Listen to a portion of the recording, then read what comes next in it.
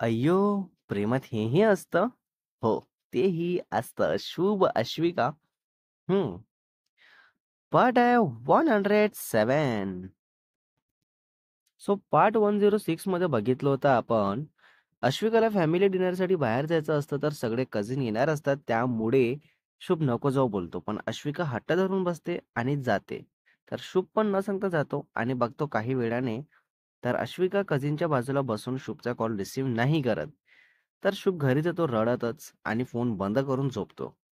Then Ashwika जाते 12 वाजता घरी आणि कॉल करते तर फोन ऑफ येतो शुभचा. Oh my God! रात्री 12 वाजता फोन डायरेक्ट ऑफ. सो आता पुढे बघू. अश्विका टेन्शनमध्ये येते की असं कसं फोन ऑफ येत आहे आणि आता 12 वाजले आहेत, घरी पण जाता येणार नाही आणि घरच्या कोणाला कॉलही करता येणार नाही. ओ गॉड! काय करू मी? कसं करू? Please help me. अश्विका परत परत कॉल करते पण स्विच ऑफच असतो. देन तसंच विचार करत बसते आणि मग चेंज करून हॉलमध्ये जाते. तर सगळे गप्पा मारत असतात. तर अश्विका सुविक्षाला रूममध्ये बोलून घेऊन जाते आणि तिला सांगते सर्व. तर ती बोलते की अगं ते झोपले असतील, फोनमध्ये बॅटरी नसेल म्हणून ऑफ झालं असेल. एवढं काही नाही टेन्शन घेण्यासारखं त्यात. हो का? तर अश्विका बोलते, "नाही सुविक्षा, शुभचा फोन कधीच ऑफ नसतो गं. एवढा ऑफ होतपर्यंत तो कधीच फोन यूज नाही करत. नक्कीच काहीतरी वेगळं आहे, माझं मन मला सांगत आहे." सुविक्षा तसंच पाणी देते अश्विकाला शांत करत असते आणि मग अश्विका बोलते, की "यार, मला झोप नाही येणार असं रात्रभर विचारच करत बसेल मी. घरी कॉल करू का आईंना?" सांगून देते, की शुभचा फोन ऑफ आला आणि काही बोलणं झालं नाही. तर काळजी वाटली म्हणून केली. तर सुविक्षा बोलते, की "अगं नको दी, असं नको करू कारण इतक्या रात्री असा कॉल करणं फक्त गर्लफ्रेंड माहीत असल्यामुळे मला तरी चुकीचं वाटतंय गं." तर अश्विका ओके बोलून शांतच बसते आणि मग सुविक्षाला झोपायला जा बोलते. देन सुविक्षा जाताच अश्विका जस्ट विचार करत बसते आणि मध्ये-मध्ये कॉल ट्राय करत असते, पण स्विच ऑफच येत असतो. आणि मग काही वेळाने अश्विकाला पण झोप येऊ लागते. तर तसंच अश्विका झोपी जाते. फायनली. नेक्स्ट डे सकाळी शुभला लवकर जाग येते आणि तसंच उठून फोन ऑन करतो आणि ऑन करताच अशोकाचे मेसेजेस, कॉल्स, नोटिफिकेशन येतात.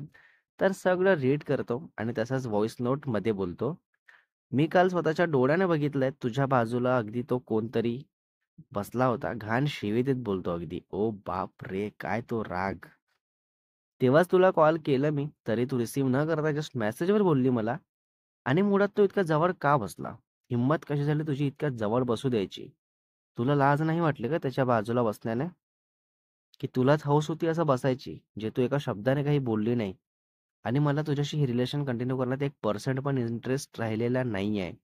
सो तू तुझं बघून घे. यानंतर कॉल मेसेज सरळ इग्नोर होतील. सरळ इग्नोर." शुभ हे व्हॉइस नोट सेंड करून तसंच जातो फ्रेश व्हायला आणि हॉलमध्ये बसतो. तर शुभची मम्मा किचनमध्ये असतात चहा करत. तर शुभ तसंच किचनमध्ये जाऊन जे काही घडलं, जे काही झालं ते सगळं सांगतो आणि काय निर्णय घेतला शुभच्या साईडने तेही सांगतो.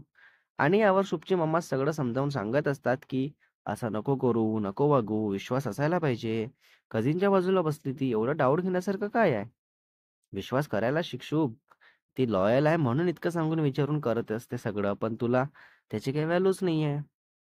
ती आधी नव्हती ऐकत भरपूर काही गोष्टी, पण आता प्रत्येक वेळेस तुझा विचार करते ती. मग असं तू डाऊट घेऊन नातं खराब करू नको." खरंय, ऐकायला पाहिजे. शुभ काही न बोलता तसाच येऊन बसतो सोफ्यावर आणि फोन बघत बसतो. आणि मग शुभची मम्मा येऊन चहा देतात आणि परत समजावून सांगतात, पण शुभ काही ऐकत नाही आणि हेच बोलतो, की "मला नाही राहायचंय आता तिच्यासोबत, झालं माझं ठरवून."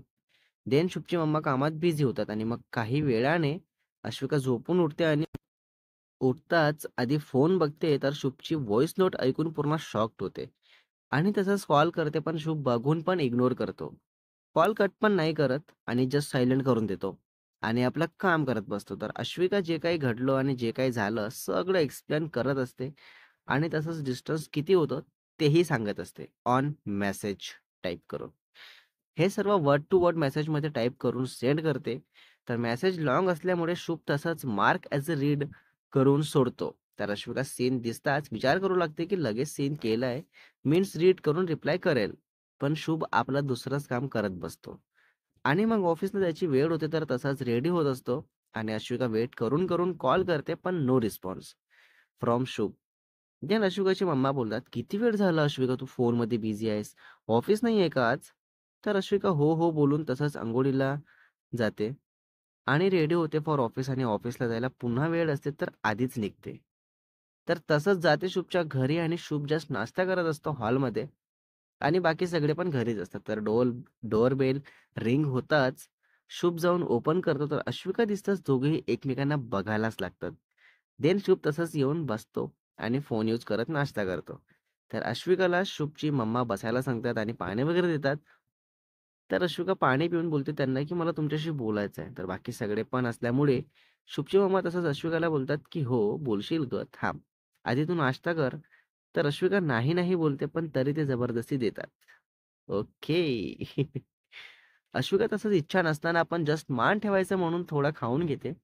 शुभला कंटिन्यू बघत, पण शुभ फक्त आणि फक्त फोनमध्येच बघत आपला नाश्ता करण्यात बिझी असतो. तर तसाच अश्विका जाते शुभच्या मम्मासोबत दुसऱ्या रूममध्ये आणि सगळं सांगते, जे काही घडलं ते सगळं डिटेल्समध्ये. तर शुभची मम्मा सांगतात, की "हो, मी त्याला बोलली मगाशी यावरून, पण तो ऐकूनच घेत नाहीये गं." त्याला या गोष्टीचा राग इतका आहे, की त्यात तो ऐकून सुद्धा घेत नाही आणि हेच केलं तो मगाशी. मी बोलत आहे, समजावत आहे, तरी ऐकून पण न ऐकल्यासारखा वागत होता. पण तू प्रयत्न सोडू नको. तू तुझ्या पद्धतीने प्रयत्न सुरूच ठेव. समजदार आहे तो, नक्कीच समजेल त्याला सुद्धा. पण आता त्याला वेळ आहे, कारण खूप हर्ट झालेला दिसला मला तो. सो म्हणून अश्विका बोलते, "हो आई, मला माहिती आहे तो यावेळेस खूप जास्त दुखावला गेलाय. कारण याआधी फोन बंद करणं वगैरे कधीच नाही झालं, पण यावेळेस झालं होतं असं. तर यावरून कळलं मला, की त्याला किती त्रास झालाय." घरचे सगळे आपापल्या कामासाठी जातात आणि मग घरात फक्त तिघेच असतात. तर शुभ बोलतो हॉलमधूनच, की "मी येतो गं." तर शुभची मम्मा येतात हॉलमध्ये, अश्विका पण येते आणि शुभची मम्मा बोलतात, की "शुभ बस 5 मिनिटं." तर शुभ बसतो फोनमध्ये बघत. तर त्या बोलतात, की "ती इतके एफर्ट्स घेत आहे. खरंच तिच्या मनात जे तू बोलत आहेस, तेच असतं तर ती इथपर्यंत का आली असती? का तुझी इतकी समजूत काढायचं बघत बसली असती? काहीतरी असेल तिच्या मनात, म्हणूनच करत आहे ना ती." हां, बोल शुभ बोल. तर शुभ बोलतो, "मला यावर बोलायचं नाहीये. सगळे आपापल्या कन्व्हिन्सिंगनुसार वागतायत, बोलतात आणि हे पण काल तेच केली. काल हिच्यासाठी फॅमिली आधी होती. फॅमिली पण ठीक होती एक वेळेस, पण ते नमुने हिच्या आजूबाजूला बसले होते, तर ते किती महत्त्वाचे आहेत हे दाखवून दिली आणि माझा कॉल कट करून मला मेसेज करतो लाइक मी काय मूर्ख आहे का?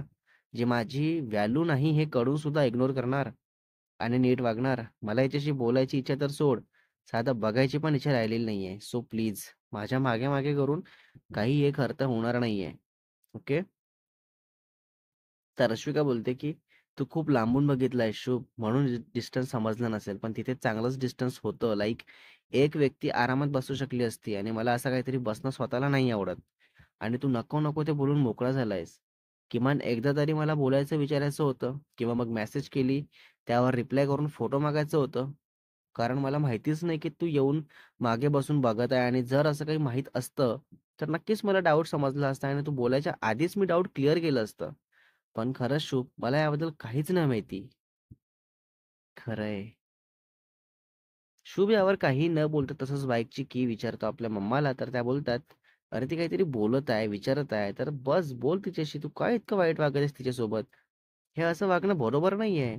आणि इतकं डोक्यात राग घेऊन ऑफिसला जाऊ नको. थोडं भानावर आहे आणि काय बोलते ती बघ तरी." शुभ बोलतो, "माझ्या नजरेतून पूर्ण उतरली आहे गं ही आता आणि हे जे काही कारण दिले ना, ते पूर्ण फेक आहेत. ही जवळच बसली होती माहिती आहे मला. एवढा पण लांब नव्हतो, जे असं लांबून बघायचं सांगत आहे ती." Oh my God! Next level argument चालू आहे. Next part is coming soon guys. काय होईल? सो पार्ट 108 मध्ये बघणार आहे आपण ह्यावर अश्विका काय बोलते, कशी आन्सर करते आणि प्रूफ म्हणून काय देते आणि हे सर्व बघून, ऐकून शुभचं मन कुठेतरी शांत होईल का? आणि आधीसारखं दोघांचं नातं बघायला मिळेल का? आणि स्टोरीमध्ये काय न्यू ट्विस्ट येतो तेही बघू. सो रायटर अँड एडिटर शुभ वासेकर.